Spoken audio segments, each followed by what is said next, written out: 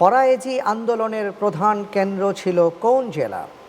ক মাদারীপুর, খ শরীয়তপুর, গ ফরিদপুর, ঘ পিরোজপুর।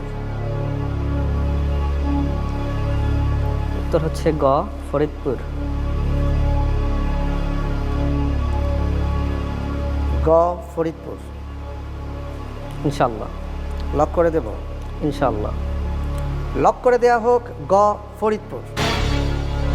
আমি একটু জানতে চাই আপনার কাছে, ফরায়েজি আন্দোলনের প্রধান তার নাম কি? হাজী শরীয়তুল্লাহ রহমতুল্লাহ আলাই। হাজী শরীয়তুল্লাহ রহমতুল্লাহ আলাই। আপনি বললেন ফরিদপুর, শরীয়তপুর বলেও তো একটা জেলা আছে। এখানে একটি কথা হচ্ছে যে তৎকালীন ফরিদপুর ছিল, কিন্তু তখন শরীয়তপুর নামে কোনো জেলা ছিল না। তো আমি সেই হিসেবে বলেছি, কিন্তু উত্তরটা দুইভাবেই হয়, কিন্তু আমি এইভাবে দিলাম যে উনি যেই সময় ছিলেন সেই প্রাচীন হিসেবে আমি ফরিদপুর দিয়েছি, কিন্তু এখন আচ্ছা, উত্তরটা দুই রকমই হয়, যে শরীয়তপুরও দেওয়া যায়, আর ফরিদপুর ভেঙেই শরীয়তপুর জেলাটা হয়েছে।